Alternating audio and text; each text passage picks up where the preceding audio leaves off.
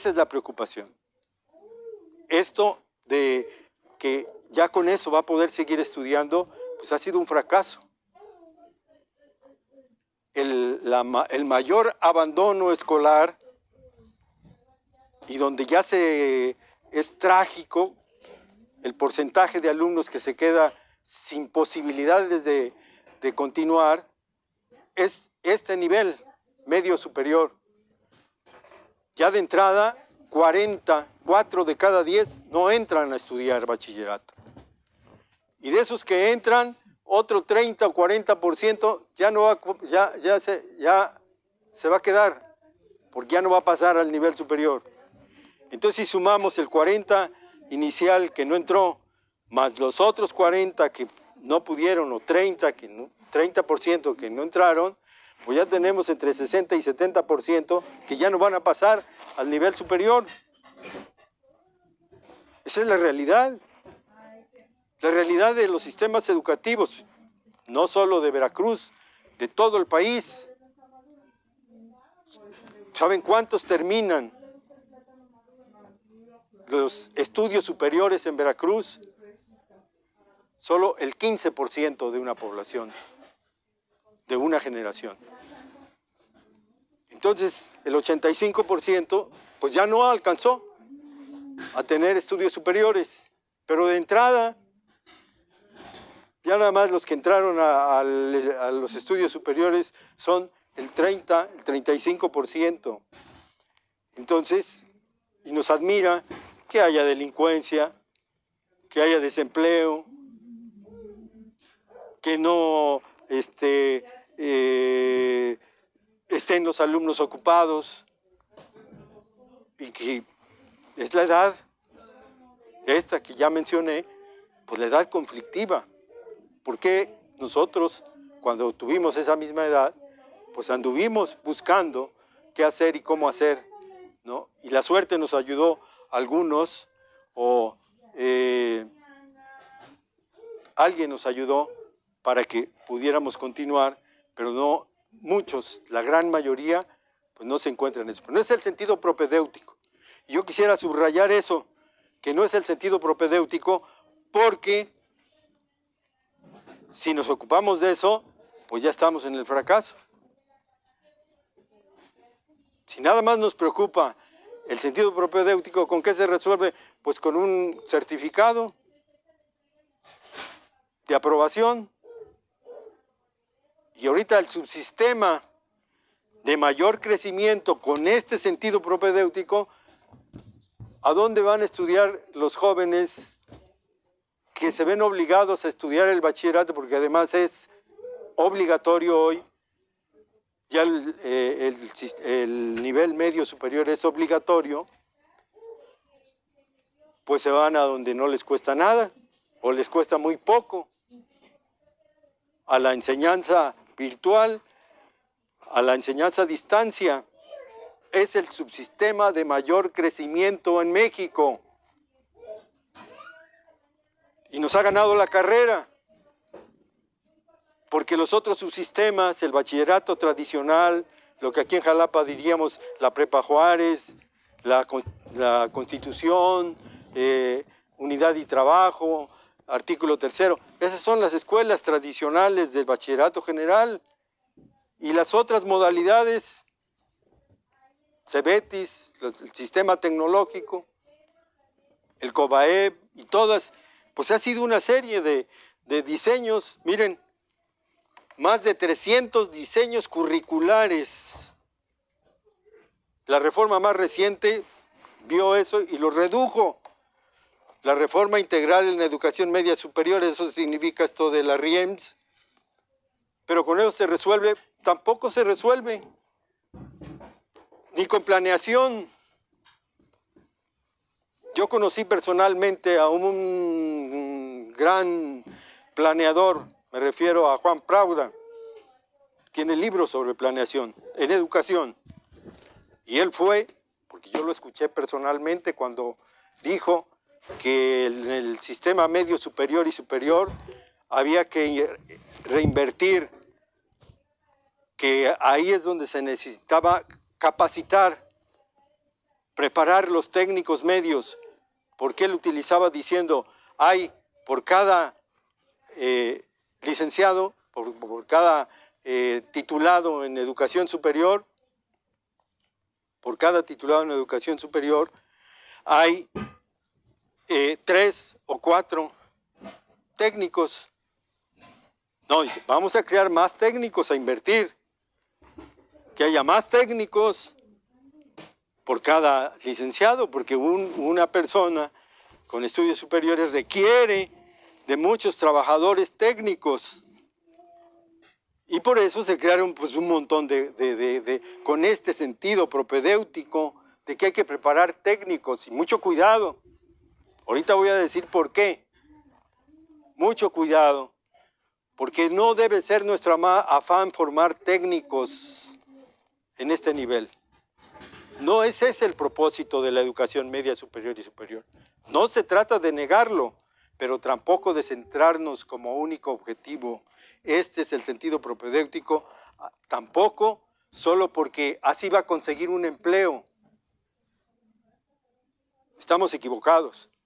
Por eso esta dispersión curricular, porque el pensar que a esa edad ya deben de tener una preparación técnica o una preparación con que ganarse la vida, pues ahí está. Pero miren, el autor que acabo de mencionar fue el autor de los CONALEP, o uno de los autores de CONALEP, y hoy es el subsistema que tiene 1.20% de población escolar, de demanda. ¿Por qué? Pues porque ¿quién va a querer encajonarse con una? La realidad es otra. Vamos a ver más adelante por qué es este razonamiento que acabo de decir.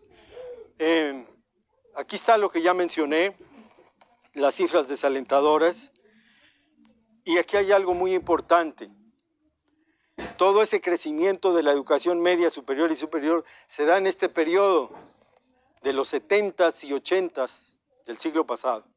¿Y qué es lo que pasó en los 70s y 80s del siglo pasado?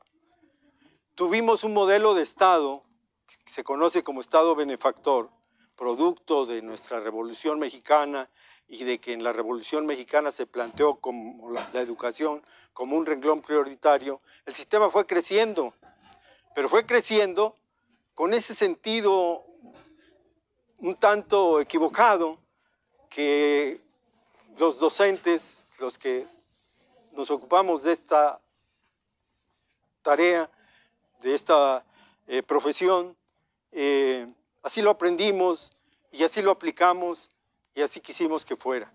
Pero no hemos razonado que exactamente estábamos en un estado que ya iba en crisis. El Estado mexicano, eso que se llama Estado benefactor, desde los años 60, si no es que un poco antes, ya empezaba la crisis, una crisis social, económica. Por eso el movimiento del 68, precedido por un movimiento muy importante en 1958, que llevó a la cárcel a varios dirigentes nacionales, médicos, profesores, ferrocarrileros, fueron a la cárcel. Ya empezaba el sistema a tener la crisis que tuvimos y tenemos, no hemos salido de ella, estamos empezando a querer salir de ella, y otra que quiso ser la solución, la globalización de los años 80. Todos pensamos que globalizándonos íbamos a resolver, que la tecnología, que el intercambio comercial, que eso nos iba a resolver la vida. Y miren el problema que se ha generado, ¿no? Entonces, esto mismo, estas condiciones, ha llevado a organismos internacionales, cosa que poco se menciona, la Comisión Económica para América Latina, la OSD, la Organización para la Cooperación y el Desarrollo y la Organización Internacional del Trabajo, a decir esto: el vínculo de la educación-trabajo se ha modificado y el futuro de los jóvenes es incierto. Lo dicen estos organismos internacionales. La globalización actual no nos permite planificarle la vida al joven. Entonces no nos preocupemos mucho porque tenemos que planificarle la vida a nuestros adolescentes. Tenemos que integrarlos en crear el conocimiento, eso sí. Y sí tenemos que preocuparnos por el empleo, pero no situarnos como tarea, porque hoy la tecnología además, ¿con qué tecnología los preparamos? Si yo adopto una tecnología en mi escuela o el sistema adopta determinadas tecnologías, en 6 meses esa tecnología ya no funciona. Porque hoy los sistemas tecnológicos se renuevan. Esta modernidad hoy, en 3 meses ya existen otras formas. Y el ejemplo más claro, pues los tenemos en nuestros celulares. Nuestros celulares, compramos el último, el iPhone 15 o iPhone, no sé cuál va, ¿no? Y a los 3 meses ya hay otro. Nada más por poner el ejemplo de eso. La tecnología hoy, esto entonces, es cierto, se ha modificado. Ese es un argumento que debemos de tener detrás de nuestras preocupaciones en el sistema de educación media superior, particularmente en telebachillerato, por la dispersión que he mencionado. Así. Entonces, ¿qué otra cosa le podemos poner atención? Lo que ya dejé entrever, nuestra actitud en la enseñanza-aprendizaje. El cambio hacia un proceso autopoyético es situar la relación maestro-alumno en otras dimensiones, no en lo que tradicionalmente pensamos. ¿Y por qué no? Pues porque históricamente nuestro sistema educativo, y aquí tenemos los conceptos, han tenido ese sentido lineal de las cosas. Han tenido el concepto de que la enseñanza va del alumno al maestro y que el responsable de su desarrollo cognitivo, del desarrollo en la ciencia, del desarrollo en el conocimiento es el maestro. Pues porque aquí está. Todos estos conceptos vienen del griego y del latín.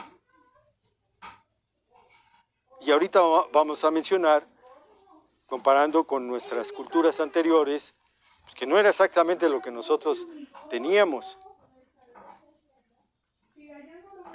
Nosotros tuvimos culturas más avanzadas donde no se tenía esa direccionalidad, donde no se tenía esa linealidad, donde no se tenía esa autoridad, más bien diría yo, autoritarismo de docente-alumno. Todo. Si vemos palabra por palabra, lo vamos a encontrar ese sentido. Pedagogía, del griego paidos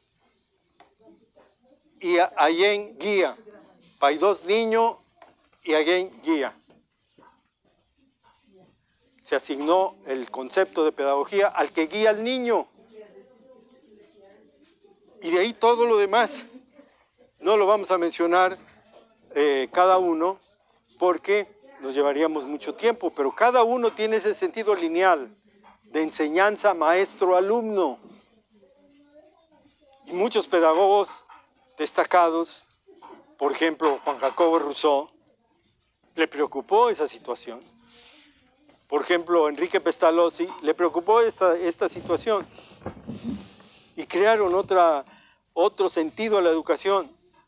Y Francisco Ferrer Guardia, primero hablé del francés, Juan Jacobo Rousseau, de Pestalozzi suizo, de Ferrer Guardia español, tuvieron otra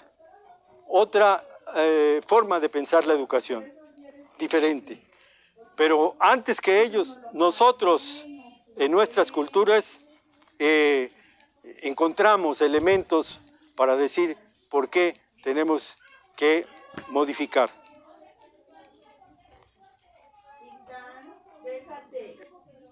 Antes de eso, no, es que se están saltando. Perdón, estaba yo esperándola por acá. Pero aquí está una comparación a nivel de esta plática, de esta charla, donde procuro no utilizar mucho conceptos teóricos, epistemológicos, como ya lo mencioné, procuro no mencionarlo así, pero ser lo más ilustrativo posible. La educación griega, que es donde nos viene todo eso, la educación griega se da en sociedades que tenían como régimen, la educación griega y latina se da en sociedades que tenían como régimen estados esclavistas. De ahí todo ese lenguaje. La educación que precede, que es anterior, porque aquí sí vemos estas que consideramos las para todo, que debemos de tomar del griego o que debemos tomar del latín, pues sí, porque el español viene de ahí, pero el sentido, lo importante es el sentido, es decir, ¿y por qué tiene que ser así? Si nosotros tenemos un desarrollo educativo mucho más avanzado, los olmecas tuvieron un desarrollo muy anterior al desarrollo griego y al desarrollo romano. Los mayas, todavía anterior a esas etapas, y tenían todo un proceso educativo que en síntesis el Ixtlamachilisli, que es el proceso educativo, así se denominaba, se tenía como propósito Inixli Inyoyotl, que significaba bello rostro y corazón firme. ¿Y qué significaba bello rostro? Desarrollar la inteligencia, desarrollar la capacidad, desarrollar la heurística, desarrollar la creatividad, junto, desde luego, con la fuerza física. Eso es el corazón firme. ¿Y por qué se da una educación así? Porque el desarrollo todo que llamamos de nuestras culturas mesoamericanas, y que yo diría, cambiémosle el término, ¿por qué culturas mesoamericanas? Si decimos culturas mesoamericanas, ya estamos encaminados a reconocer que nos vinieron a civilizar los que pusieron a esto América, que ni siquiera fue Américo Vespucio el que lo descubrió, entre comillas descubrió, porque estas culturas se desarrollaron miles de años atrás. Los primeros migrantes a estos territorios de lo que llamamos América se calcula por ahí entre 30 y 40 mil años.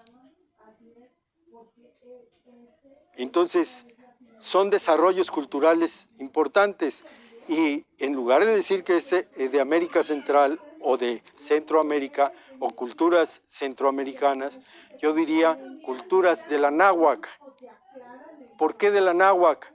Porque todas estas culturas se dan en medio de dos grandes océanos, el Océano Pacífico y el Océano Atlántico.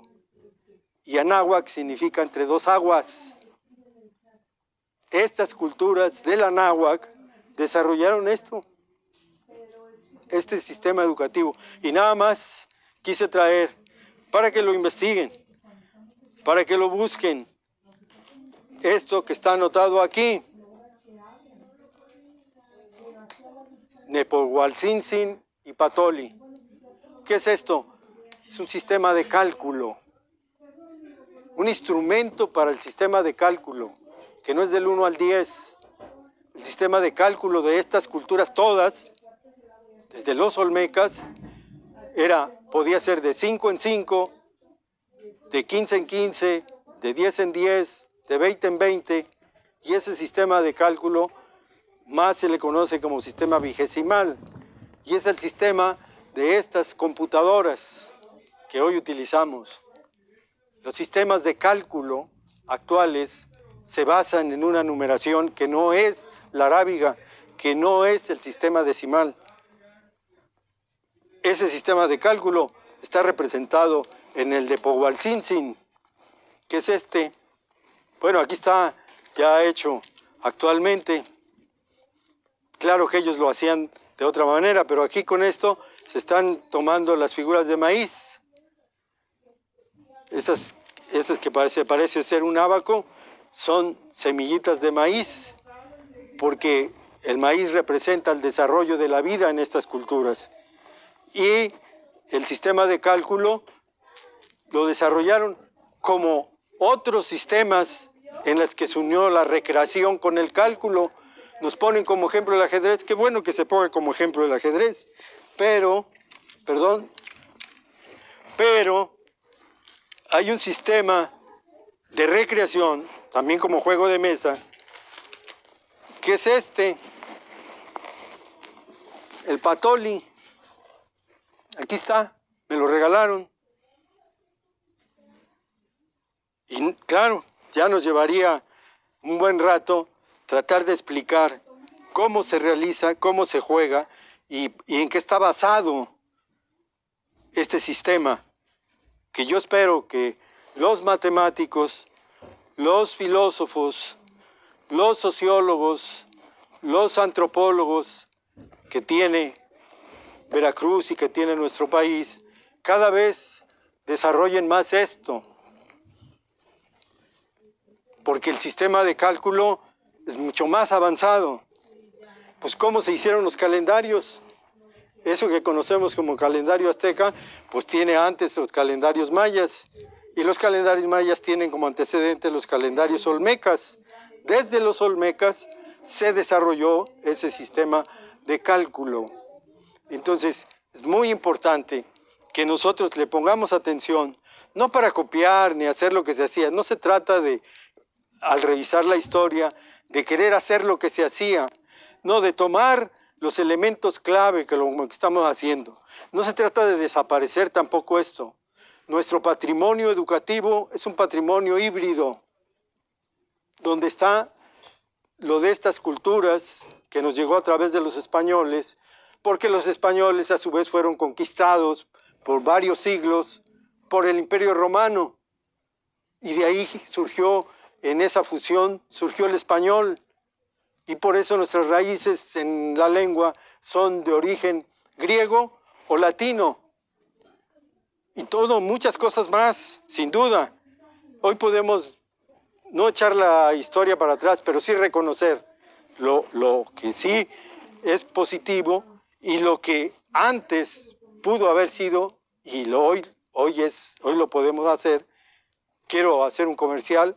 El Colegio de México, el Colegio de Veracruz está ya por publicitar una maestría en matemáticas del anáhuac. Ahora ya podemos entender por qué del anáhuac, y van a hacer estudios de maestría. O sea, los que les gusten las matemáticas, ya sean matemáticos, ingenieros, etcétera. Y yo sé que en telebachillerato, ya hace rato no lo dije, pero es una de las riquezas, la gran dispersión profesional. El subsistema que mayor dispersión profesional tiene es telebachillerato. Ahí encontramos desde pedagogos hasta historiadores, ingenieros, médicos, abogados. Ahí hay una gran dispersión. Y eso, en lugar de que lo veamos negativamente, yo sé que la administración actual también lo ve de una forma positiva. Nada más tenemos que pensar cómo podemos aprovechar esa diversidad profesional que el sistema tiene. Pasamos a la cuarta razón, y la cuarta razón de por qué tenemos que preocuparnos es un sentido importante en la educación. Esto de la globalización, que también le ponemos como neoliberalismo, nos dejó esto que muchos hicimos, los maestros. Tuvimos, su servidor, como 30 años diseñando los planes y programas a base de objetivos, objetivo general, objetivo específico, objetivo particular, etc. ¿Y de dónde viene eso? Pues de un psicólogo norteamericano, estadounidense, de Benjamin Bloom.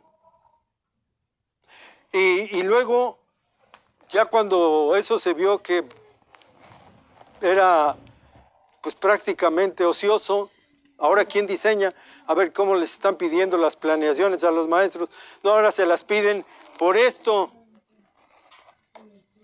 por competencias. Y hay que diseñar las competencias. Y nos hablan de competencias genéricas y competencias disciplinarias. Y todo un lenguaje ahí que nos hace perder el tiempo. Pues es lo que hace rato dije de la incertidumbre cuando llegamos al salón de clase.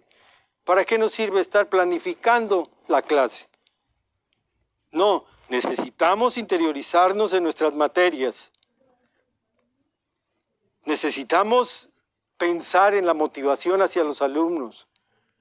Necesitamos cómo hacerle accesible el conocimiento, no para que se lo aprenda como yo se lo digo, para que lo reflexione de la mejor manera.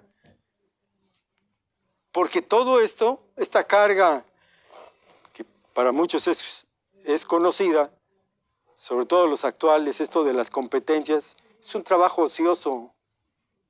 Y peor, pedirle las evidencias. ¿Quién va a calificar las evidencias? Si la evidencia educativa es el resultado de una interacción maestro-alumno, pero en la incertidumbre que ya mencioné, el que me va a calificar las evidencias sabe de esa interacción maestro-alumno, la sabe solamente el maestro.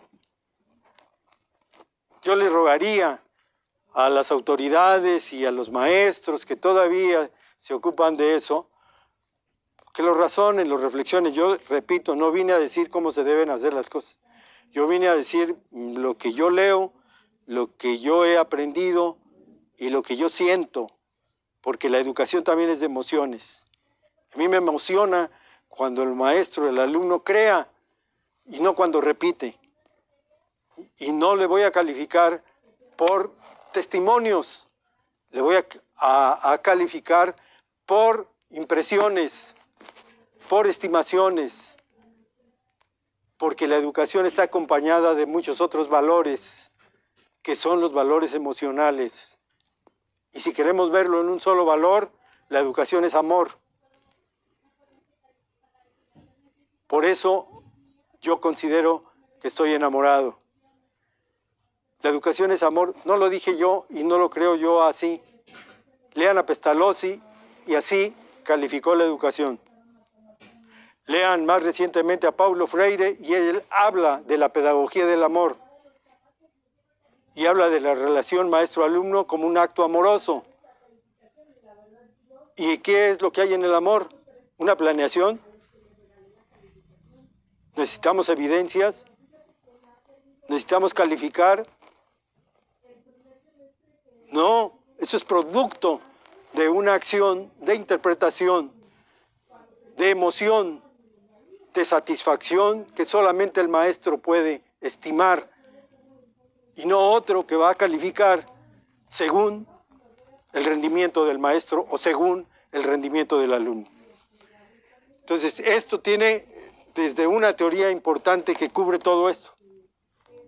Es la teoría del capital humano. También de un economista estadounidense. ¿Y en qué consiste esa teoría? Pues aquí está simbolizado y está brevemente dicho. Se piensa que el conocimiento, las habilidades, etcétera, permiten elevar la productividad. Y cosa que no se niega, pero también cosa que no es absolutamente cierta. Y que solamente nos tenemos que ocupar de eso. Lo que hizo este economista es plantear que en la educación el factor esencial es la utilidad del trabajo. Muchos tenemos esa creencia, que para que la educación sea efectiva, esté aprendiendo algo útil el alumno o nuestros hijos.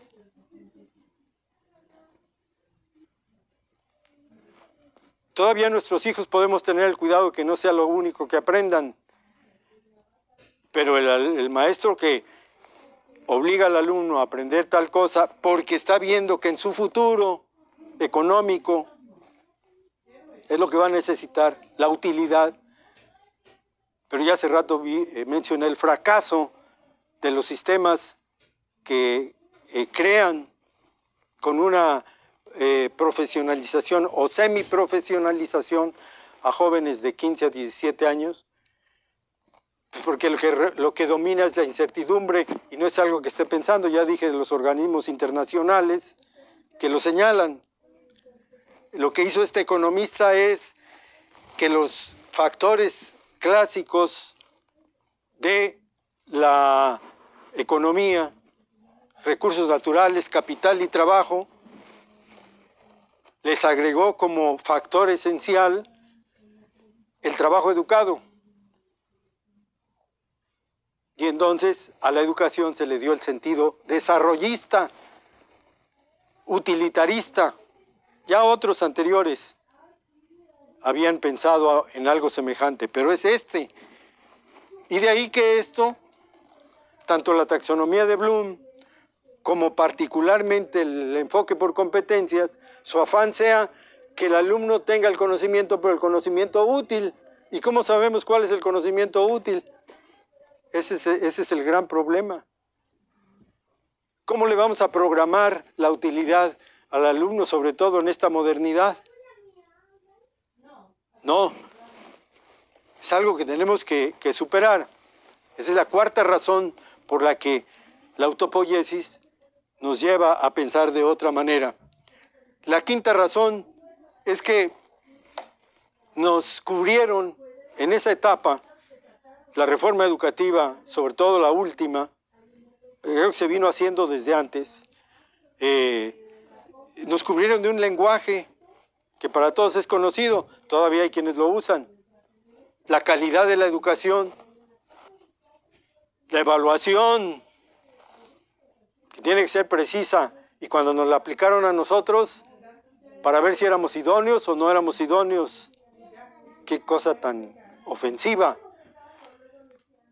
La escuela al centro, que se oye bonito, que está asociado con esto de escuelas al 100, con esto que solamente se convirtió en verbalismo, educación socioemocional, la planeación. Primer lugar de todo en la tarea del maestro es que planee su clase. Ya digo que eso es ocioso. Las evidencias, y ahí nos tienen a nosotros para que nos califiquen que ya cumplimos con las evidencias. Horizontalidad, humanismo, fueron discursos. Y solo quiero poner un ejemplo de estas, nos llevaríamos tiempo explicando por qué cada uno no. Solo nos vamos a ocupar aquí brevemente, por ejemplo, de calidad. ¿Por qué no debemos hablar de educación de calidad? Porque estamos tergiversando el sentido de la educación, el sentido del trabajo docente. Se habla de calidad en propiedades de un objeto. Yo puedo decir si el lápiz, el cuaderno, la mesa, cualquier mercancía es de calidad o no es de calidad. Todo lo que está en el mercado tiene ese calificativo. Vamos a ver la calidad. Pero cuando se pasa a los seres vivos, no solo los humanos, seres vivos, que lo que más merece es nuestro respeto a la naturaleza, no tenemos que decir que si es de calidad o no es de calidad. Es de calidad cuando se convierte en mercancía, porque se cultivan.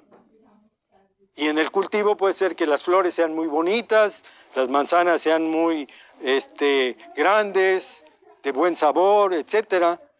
Las plantas, la planta de maíz, la planta de frijol, la planta del café, ahí se habla de calidades, porque ya estamos en el mercado. Pero cuando pasan a la parte humana, estamos en el terreno de lo humano, y lo humano son los sentimientos, son las emociones. no solo el conocimiento intelectual. Y entonces, este concepto de calidad, por favor, ¿qué pasa hoy en la Ley General de Educación 2019, que es la de la nueva escuela mexicana? Se eliminó el concepto de calidad. ¿Dónde surgió? Pues surgió exactamente cuando empezaba ese conflicto entre el Estado benefactor y el Estado globalizador, ¿no? Las reformas llamadas estructurales estaban encaminadas a eso, a lograr la calidad, y entonces la educación tenía que ser de calidad. La primera ley que incorpora el concepto de calidad en nuestro país, la Constitución, es la Ley General de Educación de 1974. 25 veces tiene el concepto de calidad. Y la última reforma educativa, que claro, les invito a que la lean, los modelos que nos pusieron, el modelo educativo, donde están esos lenguajes que acabo de mencionar, aquí están. Y aquí hay una serie de contradicciones de sentido educativo. Basura. No tenemos que hablar de calidad, porque las personas o son buenas o son malas, o son de excelencia, pero no decimos que tienen una alta o baja calidad. O a ver, yo puedo decir que mi esposa es de buena o de mala calidad. ¿Yo qué voy a decir de mi mamá, de mi papá? ¿Que mi papá fue de calidad y que mi mamá no fue de calidad? Y cuando nos enamoramos y tenemos un novio, ¿qué decimos? A ver, ¿eres de calidad? No. ¿Quién hace eso? La relación, la interacción, no tiene de por medio la calidad del ser humano. Ahí estamos tergiversando el sentido de lo que es un ser humano, que no es una mercancía, y en educación no es un objeto. Es un niño, un adolescente, un joven o un adulto todavía en desarrollo, y que tenemos que respetar ese desarrollo y solo contribuir a que ese desarrollo logre su bienestar, y si logra su bienestar, también logramos nosotros nuestro bienestar. Entonces, ese concepto ha sido un gravísimo error que lo hayamos adoptado, y volúmenes de esto están ahí. El siguiente, la escuela es al 100. ¿Se oye bonito? Porque si alguien nos dice, oye, hoy estás al 100, pues entonces quiere decir que estoy, ¿no? Todavía, ¿no? O ¿se oye bonito? Pero a ver, ¿qué significó estos 100? Pues aquí está. La palabra se compuso de certificados de infraestructura educativa nacional. Ahí están las siglas. ¿Y qué era eso? La privatización de la educación. ¿Y cómo? Primero obligando a que todas las escuelas fueran propietarias, que sus terrenos, sus áreas tuvieran título de propiedad. Una acción tramposa, que todavía se quedó. Y la acción tramposa está en que pues los padres de familia, y muchos maestros y muchos alumnos dijeron, vamos a entrarle. ¿Y en qué consistía? Pues lo empezó ese programa con otro nombre, lo empezó Calderón, con la aportación de peso a peso. Un peso lo ponían los padres de familia y un peso lo ponía el gobierno, y entonces ya se repartía el costo de la educación. Pero encontraron esta forma más sutil, más elegante, escuelas al 100, que era lo mismo. que los padres de familia aportaran y el gobierno ponía el resto. Pero como no hay dinero, pues vamos a prestarles. ¿Y qué era eso del préstamo? Pues esto. Si uno pide prestado, pues le piden a uno un documento. Fírmame aquí este documento de que me debes. Si uno va al banco o a donde hay préstamos, pues uno firma. Y eso que firma, pues es un documento que consta que debe. Los certificados eran un documento de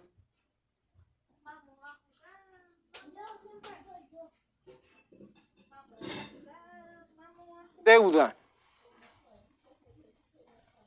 Y el presupuesto nacional en México se hizo una bolsa grandota de dinero.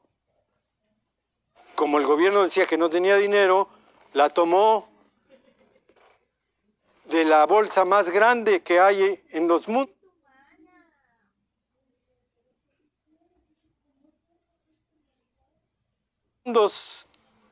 En el mundo, según el desarrollo que tenga cada ámbito económico, pues tienen sus bolsas. En México tenemos nuestra bolsa y ahí en esa bolsa es la bolsa de valores. Ahí están los dineros. Claro que tienen dueño. Y los que pueden acudir a que la bolsa de valores les dé, sí, pero es mediante esto. Pues el gobierno pidió en un primer paquete 56,000 millones de pesos para darlos a las escuelas, pero previo certificado. ¿Y qué era el certificado? Pues un pagaré. ¿Y entonces en qué consistía el pagaré? Pues que los padres de familia, y ahí el espiral de las cuotas, o de andar consiguiendo dinero, porque hay que aportarle. Pero ya el gobierno ya con eso, hasta la escuela normal tengo entendido que se endrogó ahí, ni lo supieron. Ni maestros, ni alumnos, muchos ni se enteraban de eso. Pues se enteraban los que finalmente firmaban, pero el gobierno les daba el dinero, sí se los daba. ¿Y de dónde provenían esos dineros? Pues del dinero federal, que se lo adelantaba, lo tomó como préstamo, pero como todo préstamo había que irlo pagando. ¿Y cómo se iba a ir recuperando? Pues hasta con intereses, con las cuotas de los padres de familia. Y las cuotas dependiendo y cada plantel de las características del plantel. Los planteles que tienen padres de familia con condiciones económicas pudientes, bueno, pues cuotas de 500, 1,000 pesos, lo podrían resolver. Pero quienes no, pues entonces el paquete de solamente para cuotas que son de 100, 200, 300 pesos. ¿No? Entonces eso, por fortuna, hoy está desapareciendo. Esto de escuelas al 100, otra trampa de la reforma educativa anterior, con lo que ya dije. La siguiente razón,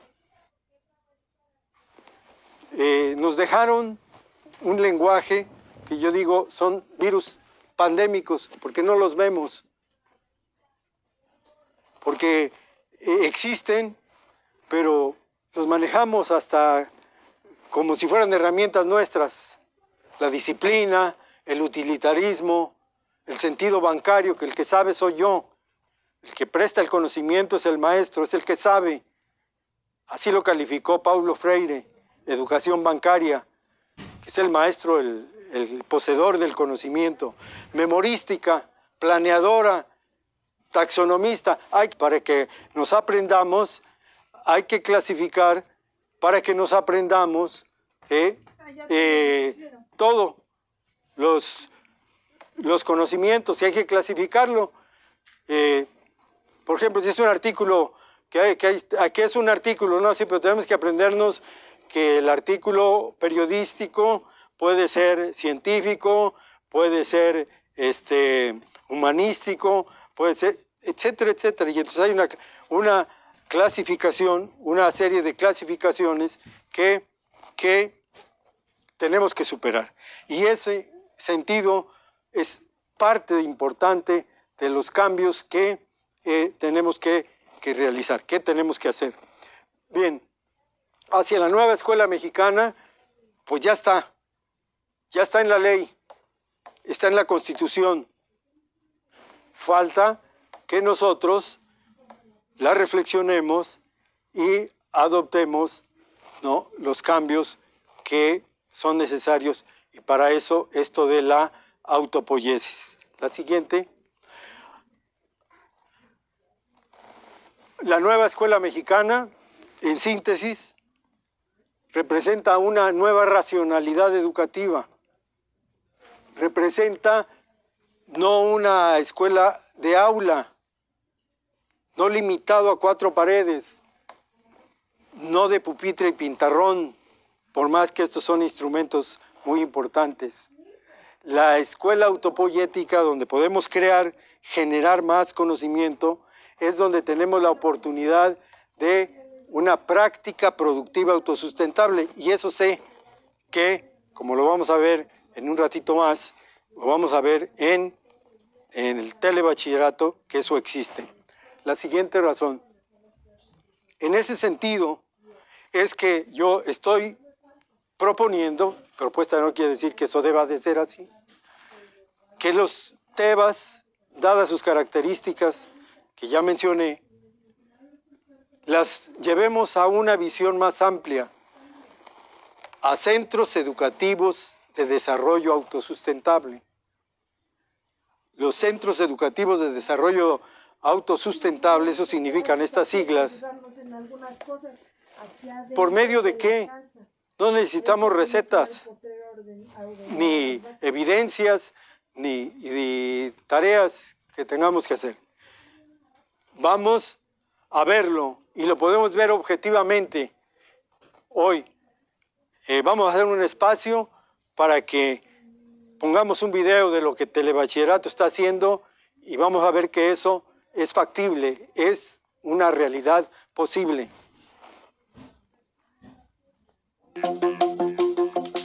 Como es el caso de la investigación realizada por los alumnos del Telebachillerato de los Pescados en el Parque Nacional Cofre de Perote,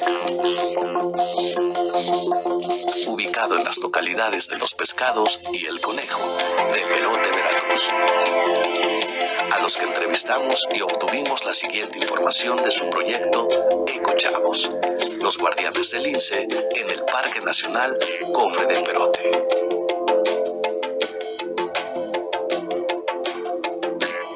Mi nombre es Paulina López Hernández, soy alumna de sexto semestre del Telebachillerato Los Pescados. Nosotros identificamos el problema ya que el lince era cazado por las distintas personas que pertenecen a las comunidades dentro del Parque Nacional Cofre de Perote. Es por eso que decidimos llamarnos los guardianes del lince en el Parque Nacional Cofre de Perote para dedicarnos en cuanto a la preservación del lince o Lynx rufus.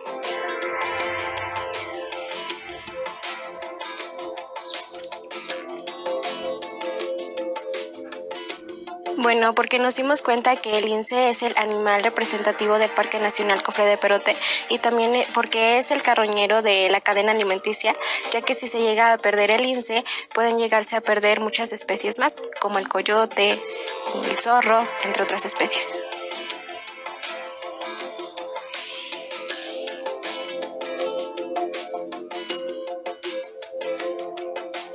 Nos dimos cuenta que estos objetivos eran los más comunes para que nuestro problema se llegara a solucionar. En cuanto a limpieza de su hábitat, teníamos que limpiar su hábitat donde se llegaba a encontrar el lince para que él se pudiera encontrar en un lugar sano. En cuanto a sensibilización, porque las personas también se deben de entrar al proyecto y ver lo importante que es conservar estas especies, y en cuanto a monitorear las especies y ver que están sanas y llegar al número de individuos a un aumento. ¡Escuchamos! ¡Activos por la naturaleza! En el stand de robótica tiene a 5 escuelas que están trayendo diversos proyectos y pues bueno, lo integran tanto señoritas, jóvenes. En cuanto a Orilla del Monte, inicia con la capacitación de electrónica en robótica. Se presentan chicos que están haciendo un brazo mecánico pero con materiales reciclables. Robótica está inmersa dentro de unos apartados especial de la capacitación de electrónica y robótica es el apartado medular del interés para los jóvenes.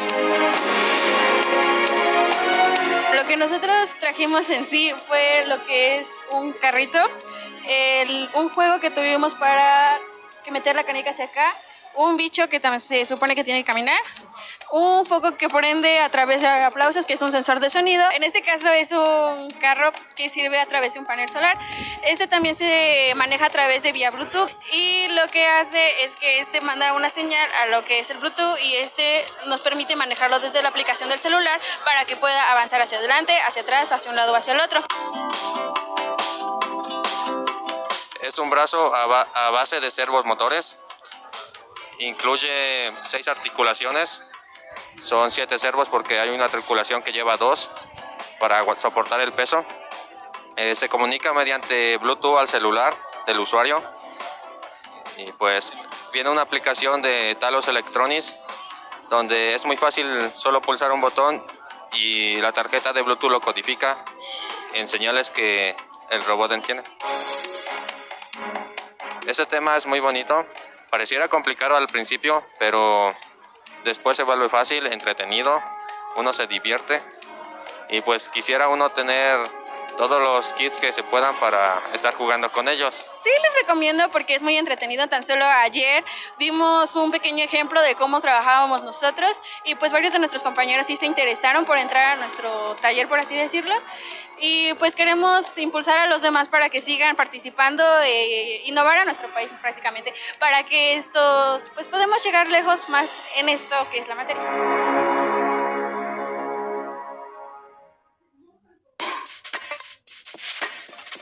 Nosotros presentamos este stand, el proyecto de Salvemos la Laguna. Es un proyecto que nosotros hemos venido trabajando ya con los chicos desde hace 3 años, para que ese cuerpo de agua no perdiera el ecosistema y las plantas, animales que albergan en él.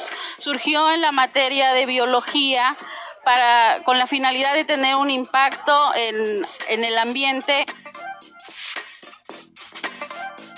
El lirio es considerado como una plaga que ha existido en la laguna, tiene más de 30 años, que no se ha podido erradicar.